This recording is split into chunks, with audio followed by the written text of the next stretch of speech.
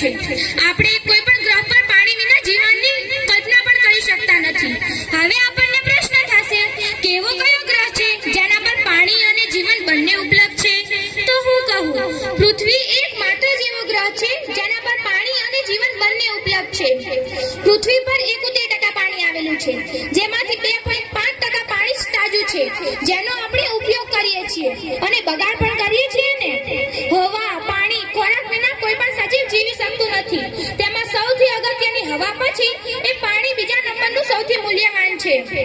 પૃથ્વી પર 1% કરતાં પણ ઓછું પાણી આવેલું છે જે પીવા લાયક છે। જો આપણે તેનો આમને આમ બગાડ કરતા રહીશું તો એક અંદાજ મુજબ 2025 સુધીમાં 3 અબજથી પણ વધુ લોકો પાણીની તંગીનો સામનો કરવો પડશે।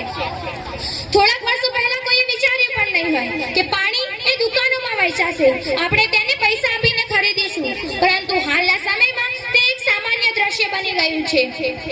અત્યારના લોકો સ્વચ્છ પાણીની કિંમત જાણવા લાગ્યા છે, પરંતુ હજુય તેમને પાણી બચાવવાનું શરૂ કર્યું નથી। પાણી બચાવવું એક ખૂબ જ સારી આદત છે। 22 માર્ચ 1993 ના રોજ પ્રથમ વખત વિશ્વ જળ દિવસ ઉજવવામાં આવ્યો હતો। ત્યારથી લઈને આજ સુધી દર વર્ષે વિશ્વ જળ દિવસ ઉજવવામાં આવે છે। દર વર્ષે 3.4 મિલિયન કરતાં પણ વધુ લોકો પાણીની તંગીના કારણે મૃત્યુ પામે છે। જો આપણે આ સમસ્યાને ટાળવા ઈચ્છતા હોય તો જળ સંરક્ષણ એકમાત્ર જ તેનો ઉપાય છે। એટલે તો કહેવાયું છે, save the water, water save us. એટલે કે જો આપણે પાણીને બચાવીશું તો પાણી આપણને બચાવશે। અંતે તો હું એટલું જ કહીશ, પાણી હે કિतना अनमोल तुम सब जान लो इसका मोल। पानी है कितना अनमोल तुम सब जान लो इसका मोल। बिन